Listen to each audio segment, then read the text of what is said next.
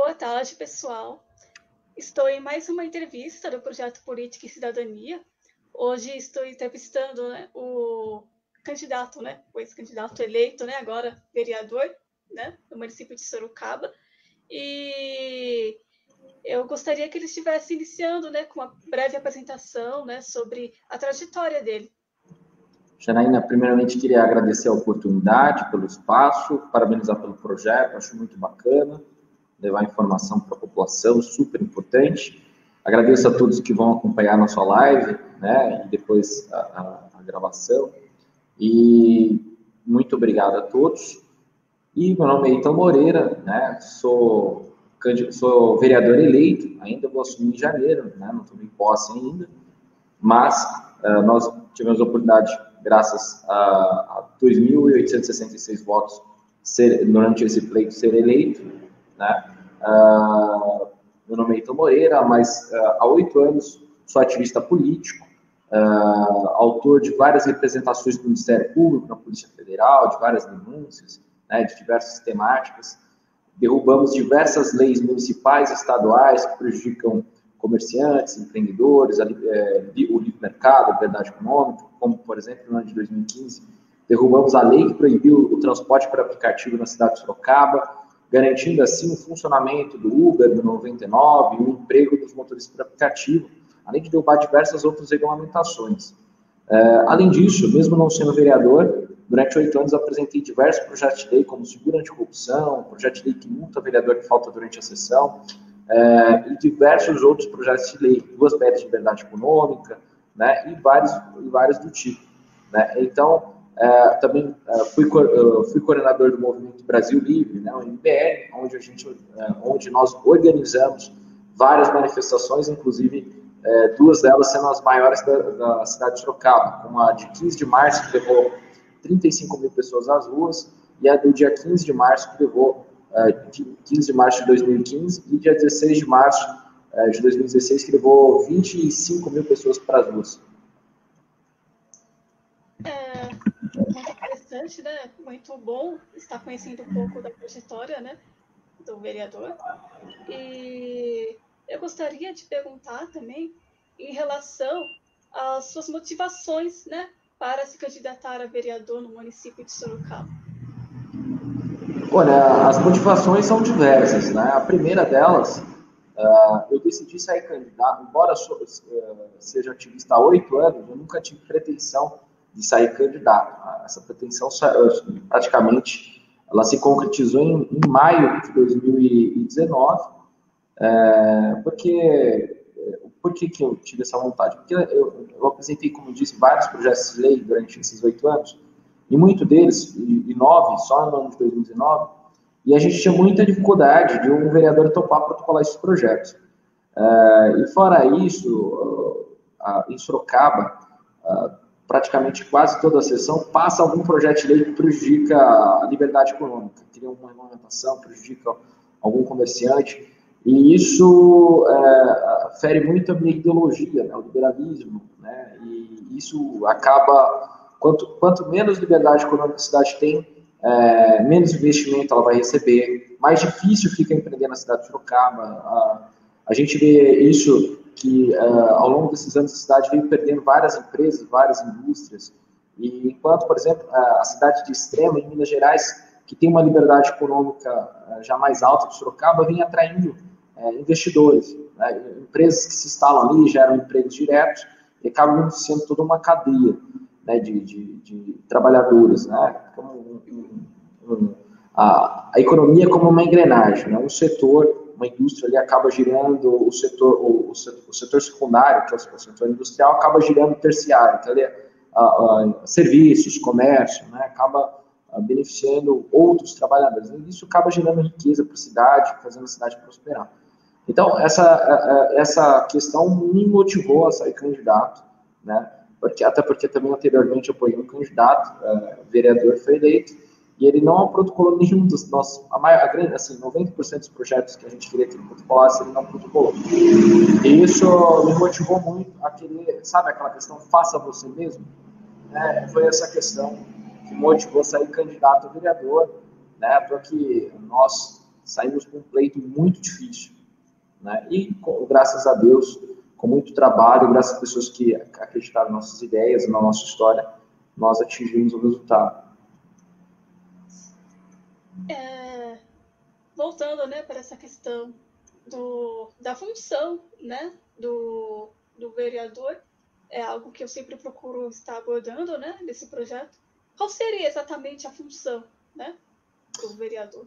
Então, existem, a maior parte das pessoas acabam confundindo a função do vereador. E até mesmo porque muitos vereadores usam até, vamos dizer assim, má fé e acaba iludindo as pessoas da sua verdadeira atribuição. O vereador, a função verdadeira dele é fiscalizar o executivo. O que é fiscalizar o executivo? É ver se as licitações estão em ordem, se não estão vendendo gato por lebre para a prefeitura, se a manta, por exemplo, a manta asfáltica, ela está dentro do padrão que foi contratado, se precisa de uma nova regulamentação para adequar aquela manta asfáltica, criar projetos de lei para inibir corrupção no município, para aumentar a transparência. O vereador tem importância também de pautar, levar demandas para o Poder Executivo, mas o que o vereador não pode fazer, que muitos enganam às vezes a população, é executar obras. Muitos vereadores se apresentam como uma espécie de mini-prefeito, como um executor de obras, sendo que ele não tem poder para isso. Um vereador não tem poder para pôr uma simples lombada, porque isso é atribuição exclusiva do Poder Executivo. Só o prefeito ou a prefeita pode executar obras, só o prefeito ou a prefeita pode instalar uma lombada, né? O vereador, ele pode fazer uma indicação, assim como qualquer cidadão comum, né? Qualquer cidadão comum pode ir lá no quarto andar, protocolar um ofício, ligar para um 56, ou pelo site do Sorocaba Atendimento lá, e mandar suas demandas. Né? Qualquer cidadão pode fazer isso. O vereador pode fazer também, né?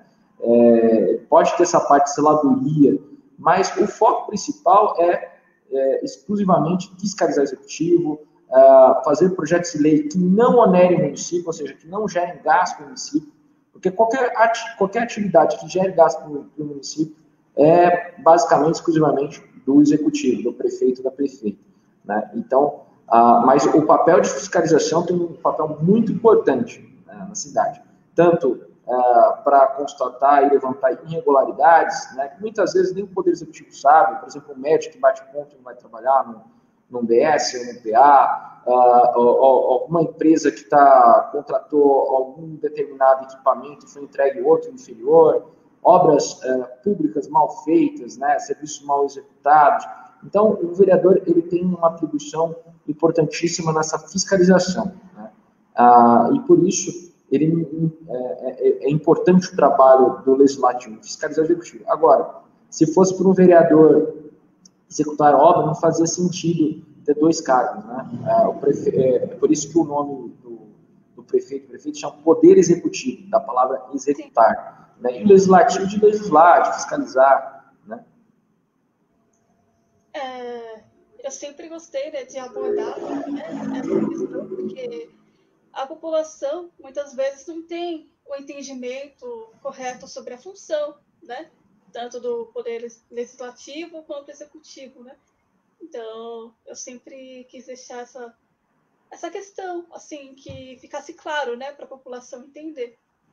Sim, é muito importante. Inclusive, tem um projeto de lei, o federal, acho que era da Renata Abreu, que infelizmente foi rejeitado, até a gente entende muito por conta disso, que era a questão de você incluir na grade curricular a matéria de direito constitucional. Seria uma matéria muito importante para conscientizar as pessoas da verdadeira atribuição de cada político, para que ela possa, de fato, cobrar com ênfase o seu político. E mais do que isso, para que ela se brinde de enganadores.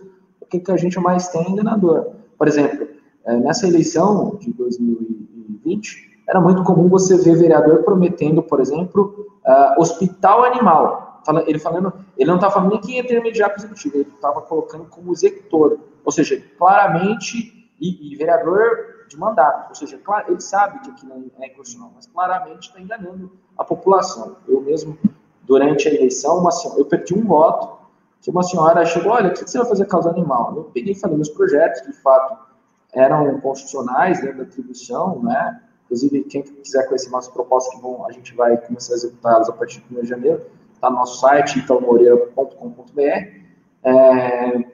E ela pegou e falou, olha, mas você não vai prometer uma clínica animal? Olha, eu peguei e olhei para ela e falei, primeiro, senhora, esse projeto, ele onera o município, isso aí é uma competência exclusiva. Se eu fosse candidato a prefeito, eu poderia até prometer para a senhora, porque eu tenho até a atribuição de fazer isso. Se vai ser feito ou não, vai depender de orçamento, etc. Mas eu nem posso prometer isso para a senhora, porque eu não executo obra, eu sou um candidato a vereador, não prefeito.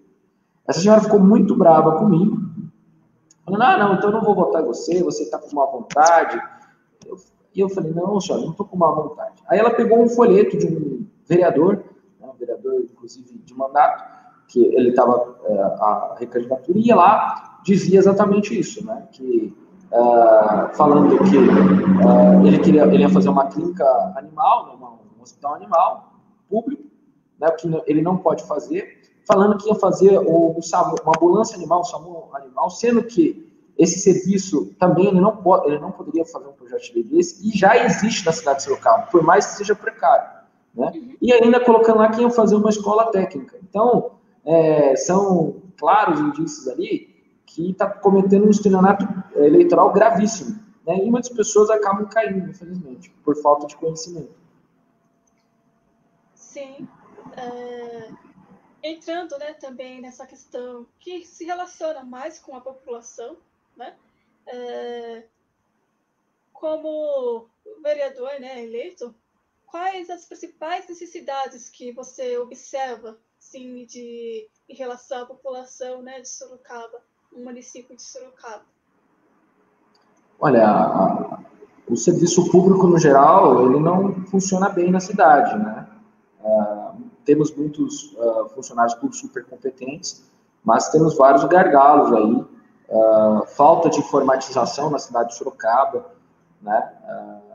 A gente tem, por exemplo, hoje para você marcar uma consulta na cidade de Sorocaba, você só consegue marcá-la presencialmente numa UBS, que gera muito tempo, a pessoa tem que sair na casa para dar uma fila enorme, sendo que existem outras cidades que já informatizaram através de um aplicativo, um portal, um site, é possível você marcar a consulta de casa, gerando conforto para a pessoa, comodidade, mais do que isso, a dinâmica fica muito melhor, porque, por exemplo, nós temos uma vacância aí, faltas de pacientes em 40% das consultas, né? Se eu não me engano. É um número alto. E se nós tivéssemos, por exemplo, a informatização, além de lembrar a pessoa vai falar, olha, eu não vou. E já automaticamente o sistema procurar outro paciente para encaixar ali naquele exame, etc. Adiantando a fila. Nós temos vários problemas burocráticos trocados que precisam ser enxugados para que a máquina pública fique mais eficiente. Precisamos aumentar a informatização não só para aumentar a eficiência, mas a transparência para combater corrupção, desvio de recursos, por exemplo, remédios vencidos, algo muito comum na nossa cidade. Nós temos prontuários que ainda são físicos, dificulta muito a parte dos médicos consultarem. Então, como vereador, a gente tem uma certa limitação, como eu disse, não posso gerar nenhum projeto de lei que gere gastos, mas vamos procurar, através da intermediação com o Poder Executivo, levar esses gargalos para poder e apresentar possíveis soluções para que o Poder Executivo tome essas medidas, né, e a gente fiscalizar, principalmente no desperdício de dinheiro público, qualquer irregularidade que tenha.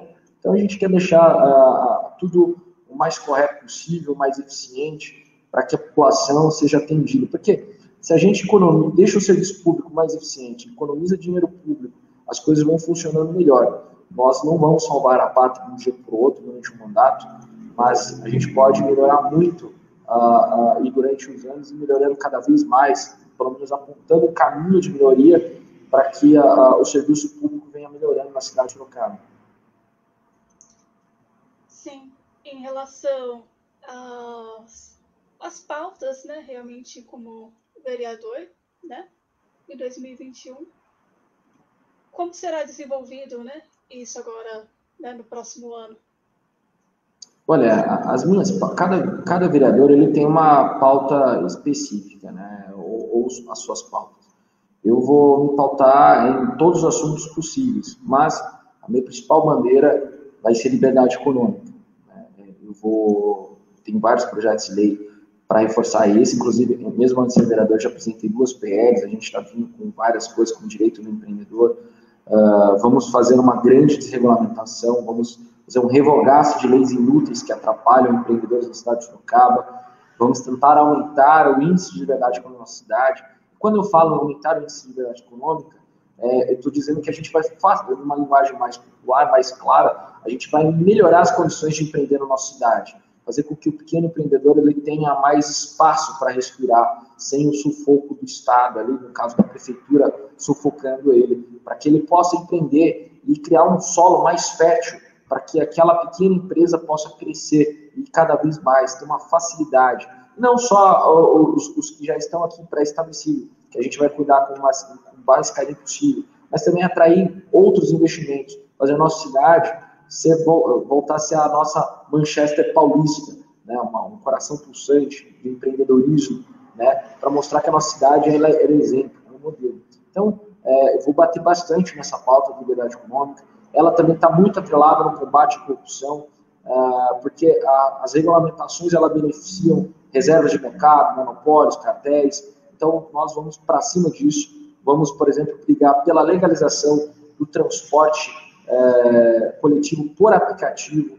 Vamos lutar por melhorias de condições de trabalho para os motoristas por aplicativo, como juntamente ao Poder Executivo, pela criação de pontos de embarque e desembarque, né? E dentro da nossa atribuição como legislador, desburocratizar ao máximo as leis e criar leis que venham beneficiar a estrutura na questão de facilitação do empreendedorismo, né? Tirando a burocracia, desburocratizando a máquina e aumentando a fiscalização, né? E fora isso, o próprio combate à corrupção de fato, vamos voltar com seguro anticorrupção, vamos tentar mudar a maneira de fazer licitações na cidade de Sorocaba, especialmente na questão da manta asfáltica, que é muito ruim. É muito comum tampa-buraco durar 6 meses. Então, nós temos 2 projetos de lei que estamos estudando, um para mudar a maneira de fazer licitação, né, substituindo a maneira, hoje é paga a licitação em Sorocaba de tampa-buraco por peso.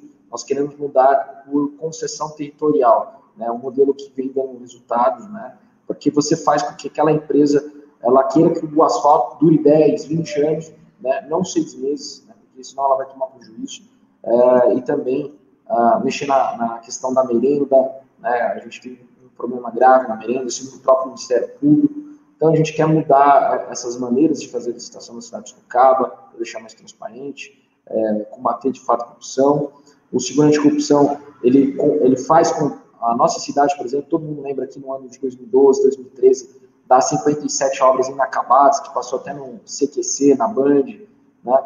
Nós queremos criar um projeto de lei que já funciona há 120 anos nos Estados Unidos e já funciona em 3 cidades brasileiras, que é o seguro anticorrupção, conhecido também como performance bond, né? Ou também saque, ou ainda conhecido no direito brasileiro como seguro garantia, que faz com que as construtoras que executam obras públicas sejam obrigadas a contratar uma seguradora e qualquer prejuízo que venha causar aos cofres públicos, como uma obra mal feita, uma obra atrasada, qualquer coisa do tipo, essa seguradora ela vai ter que arcar com os prejuízos. Então, isso faz com que a seguradora fique em cima da seguradora, da construtora e fique fiscalizando. E caso tenha esse problema, ela seja obrigada a pagar. Então, é uma lei trazida para o Brasil pelo professor Carvalhosa, que nós estamos tentando implantar desde 2017 na cidade de Sorocaba, mas por falta de interesse político não tivemos êxito. E agora, no mandato, nós vamos encampar essa bandeira novamente para tentar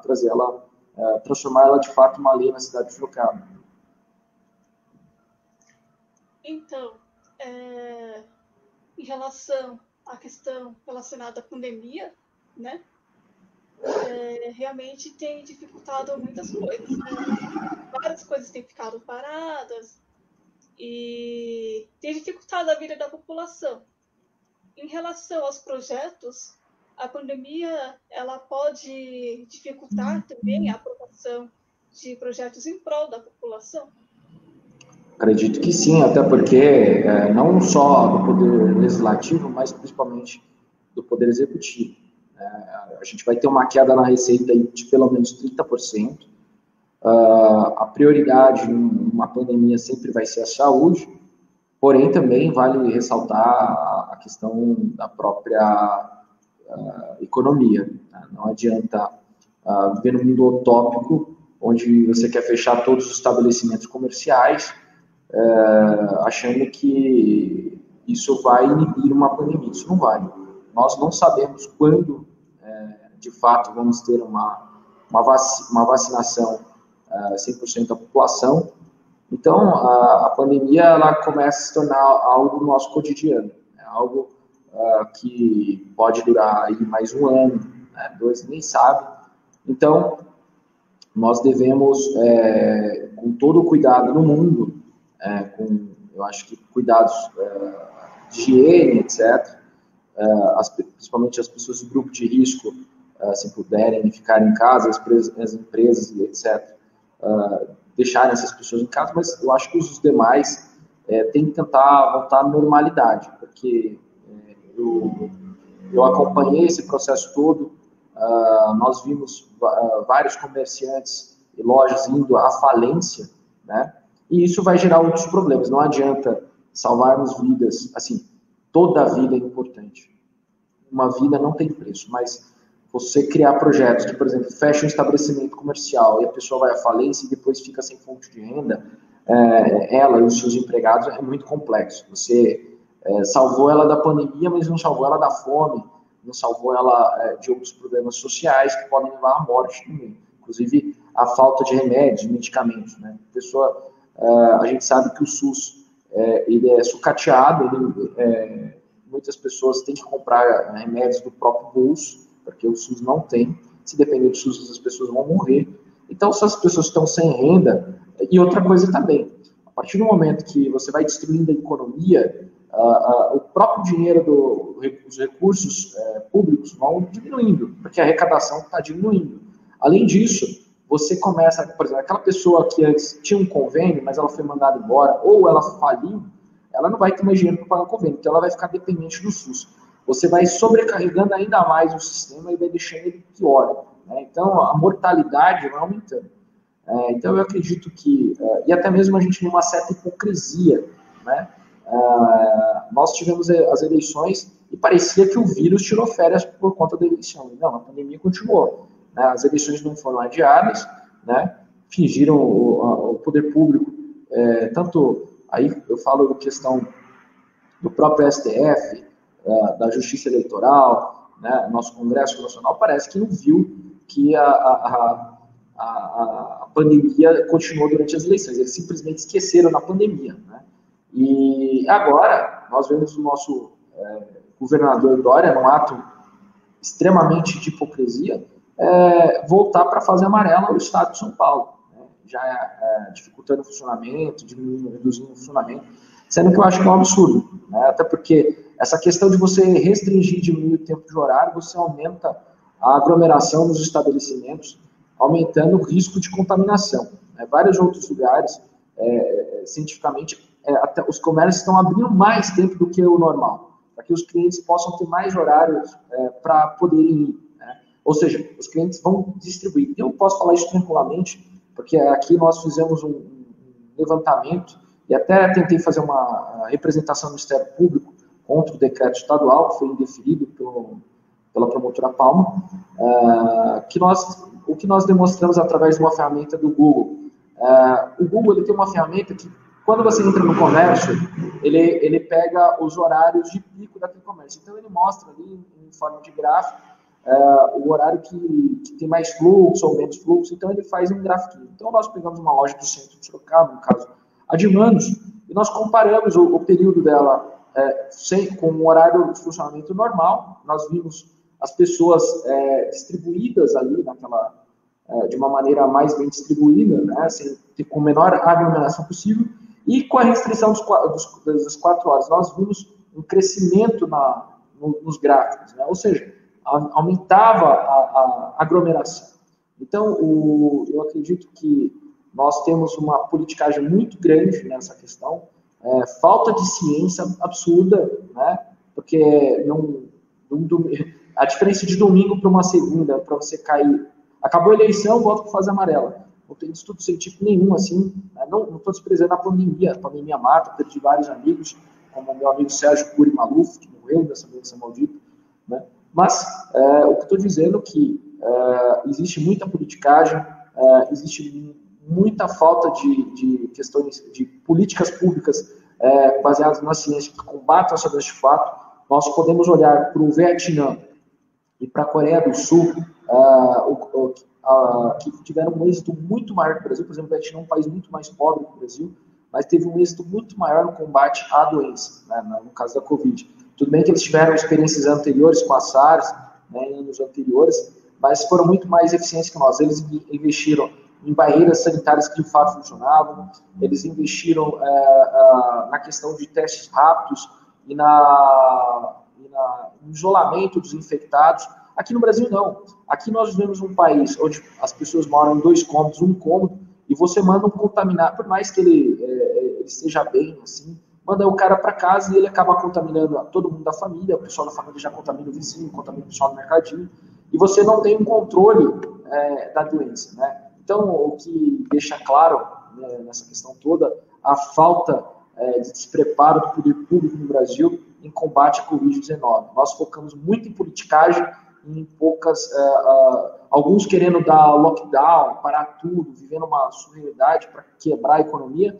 enquanto outros também ignoram a doença completamente como se ela fosse uma teoria da conspiração, sendo que não é uma doença real que mata, e do outro ponto também não podemos matar a nossa economia, né? Nós temos que ter um ponto de equilíbrio, assim como o Yin Yang, né? Temos que ter o equilíbrio dentro da ciência, dentro da realidade, porque nós temos o mundo ideal e o mundo real. O mundo real, ele tem suas limitações. O mundo ideal, infelizmente, nós não podemos alcançá-los, né? Muito importante, né? Essa fala, esse esclarecimento, né?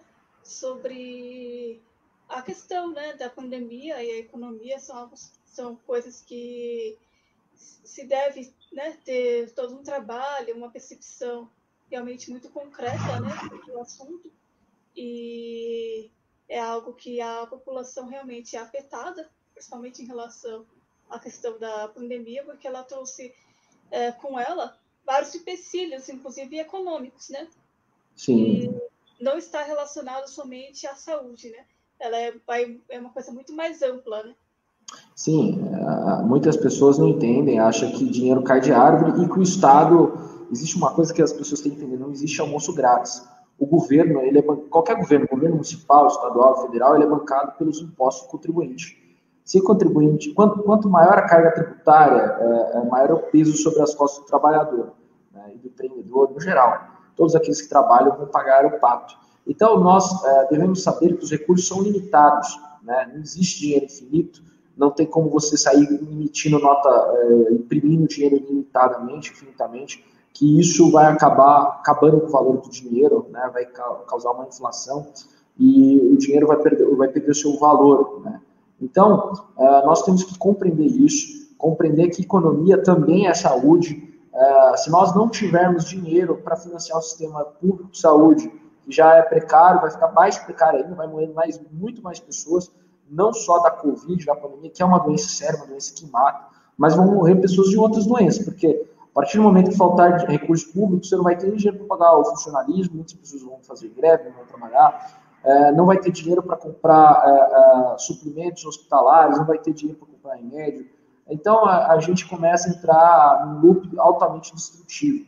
Então, a gente precisa ter esse equilíbrio, olhar com carinho para os empreendedores, olhar com carinho para aquela pessoa que precisa trabalhar, porque eu garanto que ninguém quer trabalhar porque, olha, eu sou ganancioso. As pessoas querem trabalhar porque querem sobreviver, né? A gente precisa levar o pão de cada dia para casa, né? E durante essa pandemia vimos sonhos de vários anos para água abaixo, empresas com décadas, até empresas seculares indo à falência. Então, é um momento muito difícil, com certeza é é um período econômico um dos mais graves que a gente vive. Enquanto isso, a gente tem um monte de político fazendo politicagem, querendo fazer populismo e demagogia em cima da questão da pandemia. Eu digo de todos os lados, tanto aqueles que negam a doença, quanto aqueles que acham que pode fechar tudo, que pode falir o empreendedor. Eu mesmo defendo a manutenção do funcionamento dos comerciantes, dos empreendedores. Acho que é fundamental, inclusive, para o combate à pandemia. Acho que o poder público tem que agir de maneira mais racional. A gente tem que estudar com mais afinco países que tiveram mais êxito no combate à doença, como o próprio Vietnã, Coreia do Sul, e aprender com eles e fazer a nossa lição de casa. E não ficar jogando a conta em cima do comerciante, porque aqui em Sorocaba mesmo vemos a maior hipocrisia do mundo.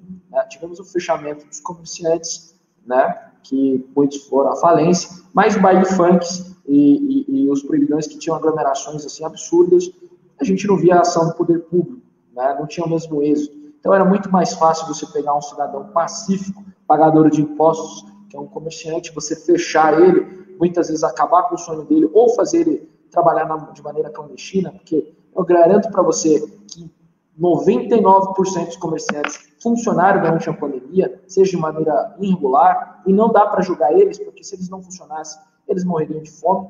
Então, eles começaram a trabalhar ali, deram seu jeito, fazer delivery ou alguma coisa para sobreviver durante alguns decretos que eu acredito que são absurdos, além de violar a própria questão de liberdade individual do indivíduo. Se o indivíduo quer trabalhar durante a pandemia, é um direito dele. Ninguém, eu acho que seja o município, o estado, não tem por que colocar acima do direito desse indivíduo.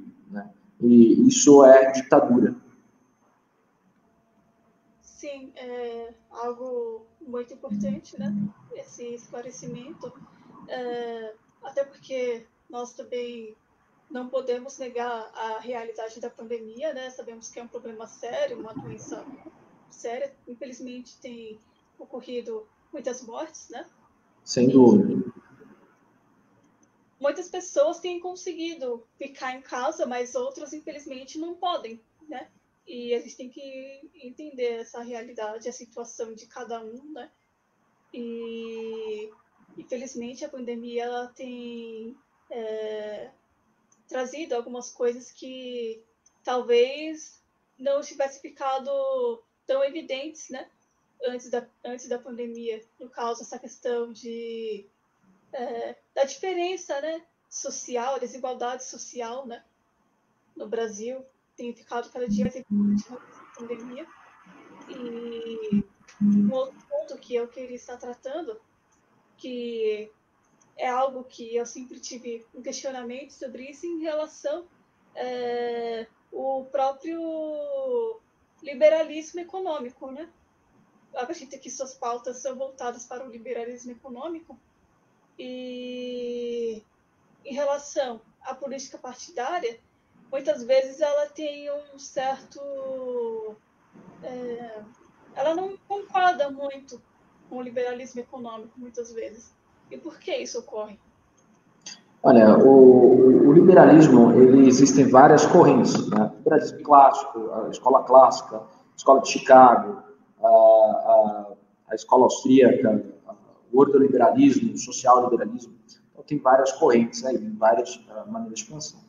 O que as pessoas muitas vezes não sabem, por exemplo, o Bolsa Família, alguns programas de renda auxiliar, o próprio ProUni, todas essas pautas, elas foram criadas são pautas liberais. Por mais que a esquerda brasileira, principalmente o Partido dos Trabalhadores, tentam tomar essa pauta, se você olhar a origem, inclusive, do próprio governo Lula, quem criou essa pauta foram os liberais, Foram os liberais que trouxeram o Bolsa Família, etc. Eles foram criados no voucher, que tem muita ligação com Milton Friedman, um dos pais fundadores da escola de Chicago. Então, o Estado social, ele não é um impedimento para o liberalismo. Nós podemos olhar isso com muita questão para a Alemanha, que é um país ordoliberal, e para os países escandinavos, que são social-liberal. São países que têm uma grande assistência social, mas ao mesmo tempo têm uma grande liberdade econômica.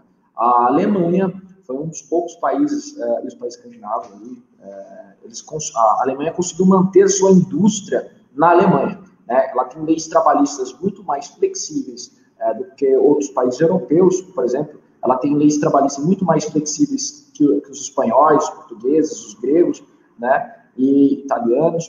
E o resultado disso, inclusive, é que nós vemos vários jovens espanhóis, portugueses, migrando para a Alemanha ou até mesmo para a Suíça, que são países que têm mais liberdade econômica, têm leis trabalhistas mais fáceis, são países menos burocráticos. Os sindicatos nesses países são muito mais irrelevantes do que nesses outros, né? Por exemplo, na Alemanha nós temos os mini-jobs, que é uma maneira que eles criaram de criar oportunidades inexistentes dentro de redes trabalhistas. Por exemplo, uma empresa, no sábado, ela tem um aumento de demanda de clientes. E ela não compensa contratar um funcionário para trabalhar os outros 5 dias na semana, né? Lembrando que um funcionário ele trabalha 6 dias por semana normalmente e folga 1, né? Então, não compensaria contratar ele para trabalhar aqueles outros 6 dias, né? Então, na Alemanha, é permitido que você contrate aquele trabalhador por apenas um dia. Por quê? Economicamente é inviável a empresa, por exemplo, no Brasil, contratar esse trabalhador só para trabalhar um dia, porque ele não vai pagar os outros dias, né? Não compensa economicamente. Então, se não fosse o mini-jobs, esse emprego jamais existiria. Na Alemanha existe esse entendimento. Então, eles têm existe essa questão na Alemanha. Inclusive, a Espanha, houve muita resistência por parte dos sindicatos deles de criar essa lei trabalhista, essa questão do mini-job, né? Porque eles são muito ferrenhos, assim, de esquerda. E por isso, nós vemos que esse país ele é mais pobre que a Alemanha, porque ele tem menos liberdade econômica, é mais difícil para empreender. E o resultado sempre é o contrário. Países que têm muitas leis trabalhistas muito rígidas, como o próprio Brasil, que a CLT foi inspirada na Carta de Lavoro do fascista Mussolini, criado por Getúlio Vargas, que era outro fascista. Nós temos dificuldades criando burocracias para facilitar a geração de emprego, que nada tem a ver, por exemplo, com questões de proteção ao trabalhador, né? Por exemplo, questões de segurança de trabalho, não, são questões que você vê que são puramente burocráticas, né? Puramente engessadas, pensamento da década de 40, de um sindicalista, de um trabalhista, que era pensamento trabalhista arcaico. Então, o liberalismo, ele prega nada mais do que a desburocratização, ele defende o indivíduo, né? É muito mais atrelado a essa questão. E nesse cenário, nós podemos pegar o índice de liberdade econômica, que, vamos dizer assim, são os países mais liberais, né? Quanto maior a liberdade econômica, você pode pegar o índice de liberdade econômica dos países, você vai notar que países que têm acima de 70% de liberdade econômica são países desenvolvidos, né? Você vai olhar que, paralelamente com o índice de desenvolvimento humano, ele cruza, ele é quase, os países são quase ali, eles estão quase na mesma posição. Ou seja, o que fica evidente é que liberdade econômica, ou seja, liberalismo, ele é um gerador de riqueza, ele é um gerador de melhorias para a população, né? E quanto menor a liberdade econômica, quando a gente pega o caso do Brasil, vamos perceber que nós estamos em 180º, número 150, né? 180º, 80º lugar, né? Número 150 de 182 países, né? Nós temos um índice de liberdade econômica inferior a 55%, né? E nós vamos comparar ali também para baixo, vai ver Bolívia, países da África, países bem pobres, eles têm baixa liberdade econômica. Se nós pegarmos os países desenvolvidos com alto índice de liberdade econômica, todos eles têm liberdade próxima de 30%. Se nós pegarmos países aí que são com o melhor índice de desenvolvimento humano do mundo, que é tipo, o menor DH, tipo Singapura, Suíça, nós vamos ver que eles estão ali próximo de 90%, tipo 89%, 88%, vão estar ali nessas casas. Então, eu acredito que o liberalismo, além de garantir as liberdades individuais, que é extremamente importante, principalmente com a democracia, e o liberalismo, ele é um grande, através da liberdade econômica, ele alavanca a geração, porque o grande problema não é distribuição de renda, nunca foi distribuição de renda, mas sempre foi geração de riqueza. Enquanto nós tivermos um Estado que, por exemplo, vamos pegar favelas, né? As favelas, o empreendedor, muitas vezes, ele tem dificuldade de criar uma empresa na favela. Por quê? Porque para você criar uma empresa no Brasil, a burocracia é tão grande que exige, muitas vezes, que você tenha o imóvel regularizado. Então, aquela pessoa que monta uma lojinha na favela não consegue tirar CNPJ. E qual o impedimento dele não ter CNPJ? Ele não consegue comprar diretamente da indústria, ele não consegue, ele tem toda uma dificuldade de empreender. E isso fecha muitas portas para o pequeno empreendedor na favela. E muitas vezes isso estimula, inclusive, o mercado negro. Por exemplo, eu não consigo comprar, eu tenho uma lojinha de 99 numa favela. Eu não consigo comprar diretamente de uma fábrica de utilidades plásticas, né?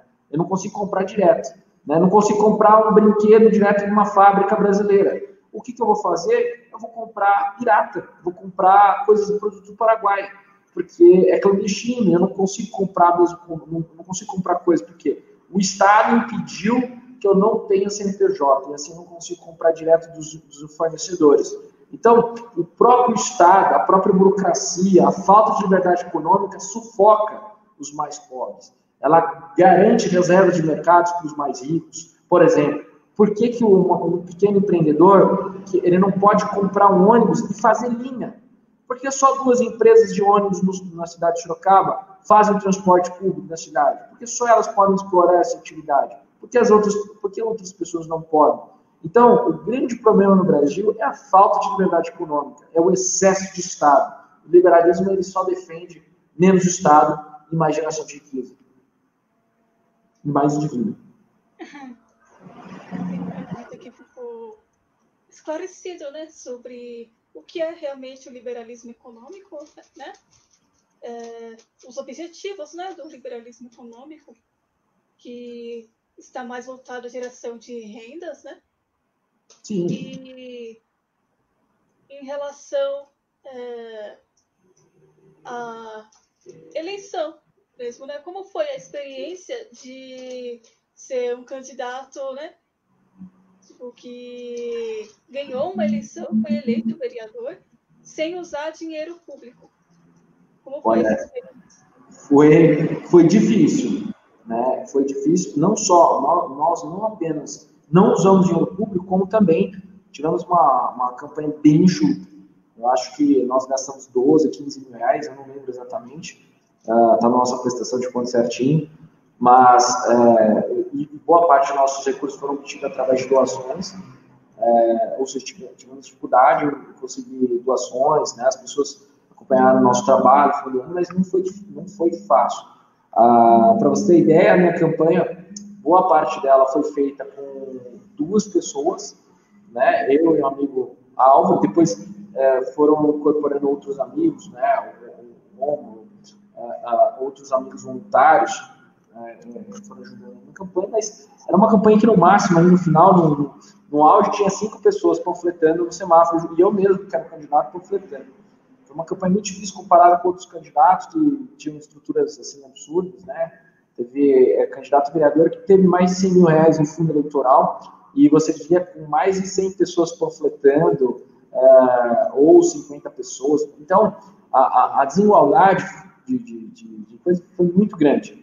Mas eu acredito que a minha caminhada vai servir de inspiração para outros, né, que pensam assim como eu, de sonhar com isso. Porque quando você pensa, nossa, eu não tenho estrutura, como que eu vou lutar contra aquele gigante que tem toda aquela máquina?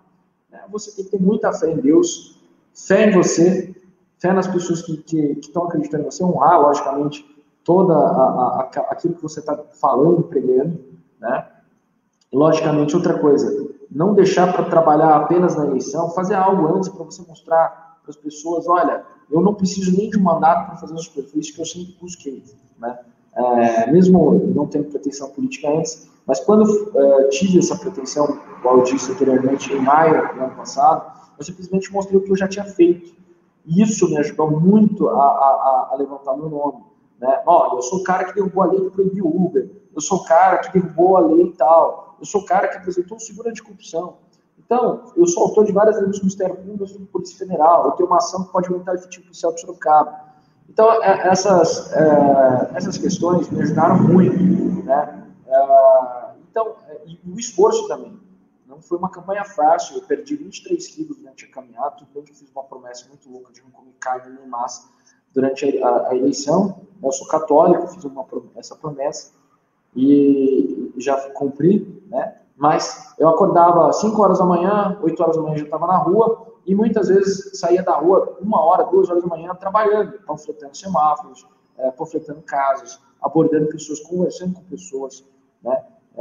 Foi um trabalho muito árduo, né? Eu, literalmente emagreci esses 23 quilos, estourei meu pé todinho de bolha, né? Os meus amigos também, né? Nós queimamos de sol, mesmo às vezes a gente esquecia de passar protetor, mesmo passando o sol de Sorocaba é muito forte, né? Eu sou branquinho, então a gente queimou pra caramba. Então foi uma campanha muito dura, muito difícil, mas assim, conseguimos provar que é possível ganhar uma campanha sem dinheiro público, defendendo ideias de liberdade, de combate à corrupção, combate a privilégios políticos, e isso me deixa muito feliz. Eu acho que vai servir de inspiração para outras pessoas. Sim, eu acredito que realmente dá uma outra visão, né, para a população em relação a essa questão, né, dos privilégios políticos, né, essa questão da responsabilidade, né, com o que é do povo, o que é da população, né, realmente dá um outro entendimento realmente para a população em relação a isso. E eu gostaria de saber como a população pode estar auxiliando nessa questão de redução dos privilégios políticos, né? E o que pode ser feito em relação a isso para reduzir esses privilégios? Primeiramente, o voto, né?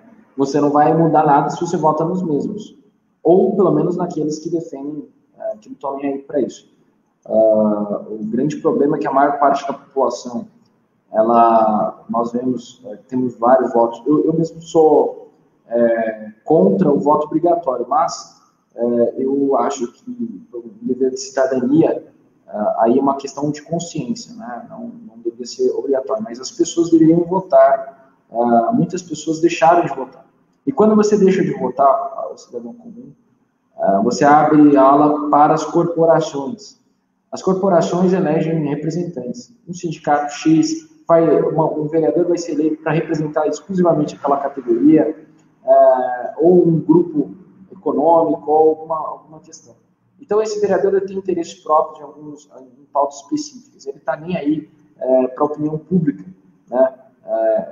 Vamos ver ele votar a favor de aumento de cargos de comissão, ele vai votar a favor de aumento de impostos, ele vai votar contra CPI que investiga um crime de corrupção, ele vai enterrar a CPI, ele vai ajudar a enterrar a CPI, vai ajudar a engavetar a CPI. Então, é muito importante acompanhar esses processos, né? Por exemplo, na cidade de Sorocaba, é uma cidade um pouco mais limitada, né? Até Sorocaba tem poucos assessores, né? Os vereadores têm apenas 4 assessores. Se nós olharmos aí, tem várias cidades do tamanho do Porto de Sorocaba, tem 17 assessores. Tem mais de 21 vereadores, né? Tinham que ter 27 e tal, a gente só tem 20. Nessa parte, até por conta da questão do Ministério Público e de ativistas, como eu, que ficaram entrando várias ações, a máquina ficou mais enxuta, né? E até, às vezes, enxuta demais, né? 4 assessores é um número pequeno para o tamanho da cidade de Sorocaba. Mas nós vemos que muitos vereadores usam ainda na cidade de Sorocaba serviços como o correio pago pelo contribuinte para mandar cartinha de feliz aniversário, para mandar cartinha de Feliz Natal, bancada com dinheiro público. E isso é visto como privilégio. Ele está usando. Por que é um privilégio? Além de ser uma coisa inútil para a sociedade, ele está usando o dinheiro do contribuinte para fazer uma espécie de campanha eleitoral, o dinheiro público. O que em tese, é uma desvantagem para aquele outro cara que também, em algum momento, vai ser candidato, né? E além dessa própria questão de você estar tirando dinheiro da saúde, da educação, para gastar com coisas que são absurdas, né? Existem vários lanchinhos, cafezinhos, Eu acho que essas questões na cidade de Sorocaba, elas têm que ser enxugadas, né? Isso pode ser visto como privilégio. Outra questão, por exemplo, que a gente pode notar na cidade de Sorocaba, se o vereador falta durante uma sessão, o salário dele não é descontado, sem causa justa, né? O cara tá doente, o cara tá com Covid, o cara faltou porque o cara tá doente, né? Tudo bem, agora ainda é mais difícil agora que tem a questão, né, de conferência. Mas era muito comum na cidade de Sorocaba, é muito comum na cidade de Sorocaba, no período normal, os vereadores faltarem durante a sessão e não ter o salário descontado, o que é um absurdo, porque se você vê na iniciativa privada, se um trabalhador falta numa loja, em qualquer lugar que numa indústria, o dia, sem causa justa, o dia dele é descontado, né? E até mesmo o empreendedor. Se o empreendedor não abre a loja dele, ele não recebe, ele não ganha dinheiro. Então, nada mais justo. Inclusive, eu tenho um projeto de lei no passado que apresentei, que não houve interesse político, nós vamos apresentar, que ele multa o vereador no valor de R$500, que é um valor mais ou menos que a gente estimou, que é uma fração do dia dele, ele faltar durante... A gente tem, em média, 8 sessões por mês. Então, uma fração do salário dele, R$500, a gente está definindo o valor, mas o meu original foi esse valor aí, talvez 20 ou 20, que se ele faltar durante a sessão sem uma justa causa, uma questão, ele vai ter o dinheiro descontado. Isso é combater privilégio, né? Colocar em pé de igualdade com o cidadão comum. Então, nós temos uma luta nesse sentido, né? Para garantir que não exista abuso nem uso de dinheiro público para benefícios próprios. Sim, eu acredito que seja algo muito importante essa redução, né, de privilégios, porque eu, pelo menos, observo que é algo muito específico realmente de algumas pessoas, no caso, está mais voltado para, né, os políticos, realmente, né? No caso, seria mais poder executivo e legislativo, né? Porque em relação ao funcionário público concursado, realmente, se falta, existe todo um processo, um desconto no salário, tudo, igual um funcionário comum, né? E, infelizmente, a gente observa que os políticos, eles têm um privilégio assim, muito maior em relação, né, ao restante, né, da população. Eu também discordo. Existe a elite do funcionalismo público, que ela tem até benefícios maiores do que os políticos. Inclusive, na própria Câmara Municipal de Sorocaba, você vai notar que existem funcionários públicos que ganham mais de R$30 mil. Salários, assim, muito maiores. Existem salários na Prefeitura de Sorocaba que são maiores que o teto constitucional, né? Então, não é bem assim. Inclusive, até pouco tempo, existia a incorporação do salário. E esses funcionários públicos, não estou falando que é via de regra, mas existe uma elite do funcionalismo público, né, que ela ganha muito bem, né, ela é mais pesada, inclusive, que os próprios políticos, né, e mais que isso, elas elegem políticos.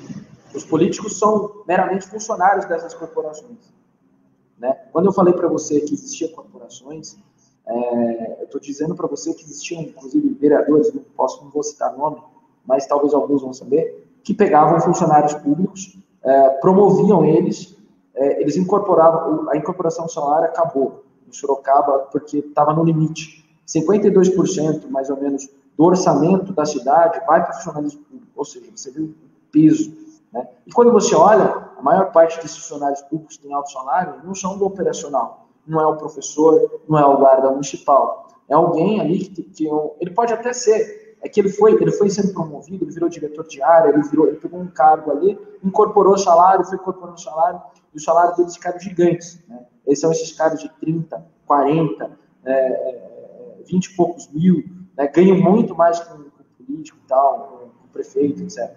Então, esses caras, eles dão carta para os vereadores, alguns vereadores, né, inclusive. Eles elegem vereadores, eles bancam campanhas. Não só na Prefeitura de Sorocaba, mas no Congresso, na LESP. Na LESP mesmo, o Arthur Duval fez uma denúncia, se não me engano, são os fiscais eu não lembro exatamente, os caras tinham um salário gigante, assim, e em plena crise os caras estavam tendo um aumento gigante. E você sabe o que esses caras faziam? Você pegava esse funcionário público, que é da elite, ele financiava, ele tinha financiado mais de uma campanha, ele financiou, por exemplo, uma campanha de um deputado estadual do PT, do PSDB e do PP, por exemplo, Partido Progressista. Ou seja, não tinha nem afinidade ideológica. E qual era a troca? Desses deputados estaduais votarem a favor do aumento deles. Né? Inclusive, o Arthur Duval fez essa denúncia, acho que ele chamou todo mundo de vagabundo na LESP, na Assembleia. Então, veja bem, não é bem assim. Né? Igual eu disse, e essa elite do funcionário público, eles têm as corporações, são parlamentares eleitos por eles, financiados por eles. E eles são nada mais, nada menos que marionete dessas corporações. Elas não estão ali para atender o interesse do coletivo, da toda a população. Estão ali pretendendo exclusivamente o interesse daquela categoria. Por exemplo, o aumento daquela categoria é o que importa. Se o SUS vai ficar sem dinheiro, se pessoas vão morrer na fila do SUS, pouco importa. O que importa é a manutenção e a preservação daquele parasita que é da elite do funcionalismo público. Novamente, refrisando, a elite do funcionalismo público não são todos funcionários públicos, pelo contrário. A maior parte do funcionário público ele sofre. E assim, o modelo de funcionalismo público no Brasil é um lixo, que é um modelo mediterrâneo. A questão da estabilidade ela é ruim, mas não é só isso que é ruim. A questão de carreira, né? O funcionário público ele não evolui com meritocracia, mas muitas vezes por apadrinhamento. Né? As indicações são feitas por maneira política, né? São cargos de comissões. E isso, você aumenta o aparelhamento da máquina, esse corporativismo, né? Essa falta de representatividade do coletivo, mas de um determinado grupo, você aumenta a força daquele grupo. Então, eu acho que existe essa questão. Né? Quando a gente fala em privilégios, você tem os polícios de fato, mas você tem que lembrar que existe uma elite de funcionários públicos no Brasil muito forte, que ganha muita grana, que controla muita coisa, né? E, inclusive, muitos têm muitas vezes ligações corruptas, como máfias de juízes que vendem ações, fiscais que se beneficiam da burocracia para ganhar dinheiro. Né? Então, por isso que a gente deve defender sempre a redução da máquina nesse sentido. Não, muitas vezes, questão de assistência social, de médico e tal, mas na máquina burocrática. Sim, com relação à questão do funcionário público, especificamente, né, o que eu estava tentando, né, querendo dizer, era mais relacionado à base mesmo, né? Porque, por exemplo, os professores, os médicos e tantos outros funcionários, né? Olha, assim, mas na cidade de Sorocaba, o corporativismo, por exemplo, dos médicos foi muito forte. Hoje, é praticamente impossível aumentar o número de médicos de carreira na rede. Sabe por quê? O médico na cidade de Sorocaba ele só pode trabalhar 3 horas por dia. E o salário deles são altos. Então, não estou desfazendo da categoria, entenda. Estou olhando como um gestor, como uma empresa. O salário deles é incompatível. E aí você não consegue aumentar o atendimento médico das pessoas. Porque se você vou pegar um BS. Um BS ele custa, um PA, um BS, aqui, custa 4 milhões de reais por mês o funcionamento dele, caso de funcionalismo, etc. Se você começa a aumentar o horário de funcionamento dele, por exemplo, 24 horas, você vai ver, por conta dessa questão do médico ser 3 horas, o valor de 4 milhões salta para casa lá dos 16 milhões, por questão de, sei lá, 20 milhões, sabe? Vai ficar um valor muito mais alto, né, e insustentável. Então, muitas vezes, o caminho de parcerias públicos-privadas é o melhor caminho, né, para você economizar dinheiro público, senão você não consegue. Por exemplo, você tem a UPA do Éden, que é o boss que cuida, é uma entidade. É muito mais barato esse tipo de parceria público-privada para a prefeitura do que a contratação direta. E aí você vai ver o corporativismo, muitas vezes o funcionário público, bater nisso. Né? Mas aí vai entrar naquilo que eu te falei. O valor vai ficar muito caro. Né? Eles só podem trabalhar 3 horas. né? Então, não que ele não mereça, puta, ele merecia ganhar muito mais, tudo, mas a gente tem que olhar para a realidade do município. E quando a gente olha só pensando na categoria, nós esquecemos da população, né? Nós esquecemos das pessoas. E aí os recursos vão, a maior parte, para o salário, né? E aí vai faltar atendimento, porque não vai ter profissionais em quantidade adequada para atender a população e os recursos públicos vão acabar. Sim. Em relação também às candidaturas avulsas, né? Qual seria a sua opinião sobre isso, essa questão de candidaturas sem ter partido, né? Sou super favorável, acho super democrático, porque muitas vezes um partido, você tem caciques, você tem estruturas ali que vão impedir aquela pessoa de sair candidato, principalmente para o cargo executivo, que é algo muito difícil conseguir uma legenda, por exemplo, sair candidato a prefeito, governador, presidente, é algo muito difícil. Né? Até pessoas com nome, você vê o próprio Bolsonaro, ele, que era uma figura que foi eleita, né, sempre teve uma certa musculatura política ali nas pesquisas eleitorais, ele tinha dificuldade de conseguir um partido. Então, eu acredito que nós, ou, por exemplo, o professor Flaviano e o doutor Leandro, eles tiveram, aqui em Sorocaba, tiveram dificuldade de conseguir legenda. Então, eu acredito que a candidatura avulsa, ela aumenta a democracia, ela é muito importante. Não só isso, eu defendo a criação, a facilitação de abertura de partidos políticos, né, principalmente até partidos regionais, algo muito comum, por exemplo, nos Estados Unidos. As pessoas pensam que nos Estados Unidos você só existe o democratas e republicanos, e não é. Você tem o terceiro partido, que é o Partido dos Libertários, o Partido da Constituição, o Partido dos Verdes. Existem diversos partidos lá, inclusive partidos locais e partidos e candidatos avulsos, né, candidatos independentes. E isso é muito importante para o processo democrático. Eu acho que o problema do Brasil, que tinha que acabar, aí a gente tem que é o fundo eleitoral e o fundo partidário. Isso tem que acabar. Os caras criam partido exatamente para ganhar dinheiro, principalmente através do fundo partidário. Né? Ele fica parasitando ali no fundo partidário, que é para manter o partido, e aí ele coloca ali, você tem partidos aí que o presidente coloca, eu digo assim, o presidente nacional, ele coloca a filha dele para ser secretária, ganhando um salário de 20 mil reais, né? Coloca o filho como tesoureiro, ganhando, sei lá, quantos mil reais, aliás, tesoureiro não, esses cargos de executivo não, mas cargos da estrutura partidária, sabe? Então, eu acho que nós temos que acabar com o fundo eleitoral, o fundo partidário, e acabar com as coligações no Brasil, seja na majoritária e a proporcional já acabou, que foi muito bom, mas na majoritária. Por quê? Existem partidos que ficam loteando e vendendo horário de TV, horário de rádio, etc.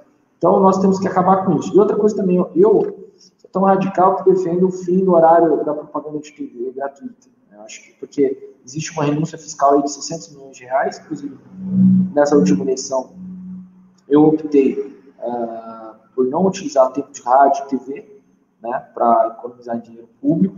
Então, outra bandeira que nós levantamos. Então, eu acho que tinha que acabar também, né, com isso. As pessoas deveriam correr atrás dos partidos. Isso, o partido que tinha que chegar nas pessoas, o Partido Novo tem um exemplo fantástico. O Partido Novo é financiado e mantido pelos seus militantes, né? O Partido Novo, acho que a pessoa paga R$30 por mês.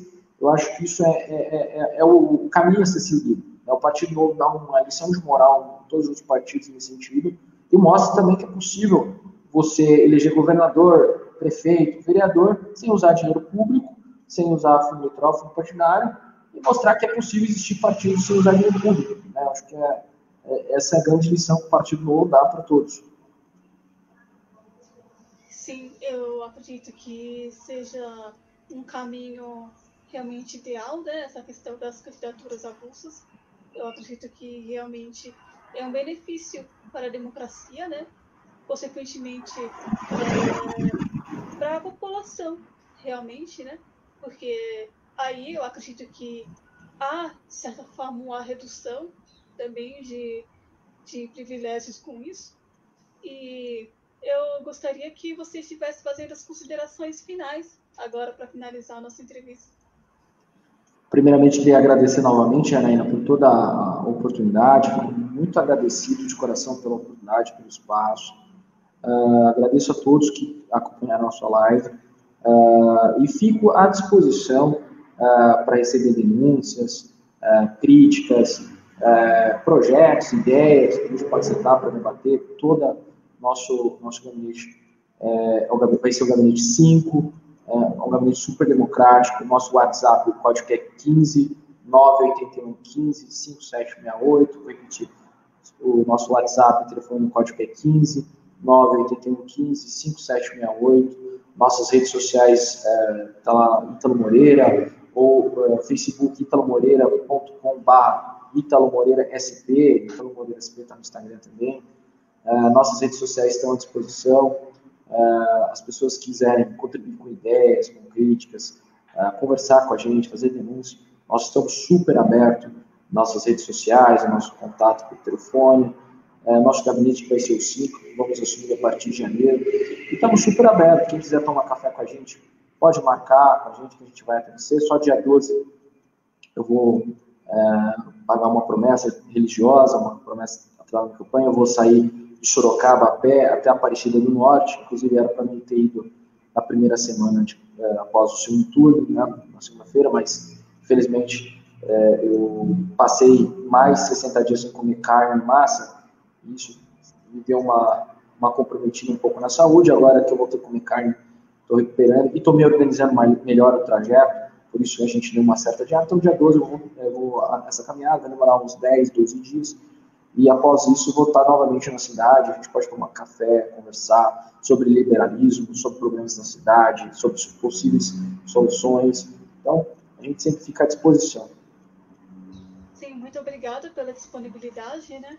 E pela sua participação no projeto Política e Cidadania. Imagina, eu que agradeço, viu? Eu que agradeço. Eu vou estar encerrando a live, ok? Tudo bem, obrigado, Janaína. Deus abençoe. Amém. Amém.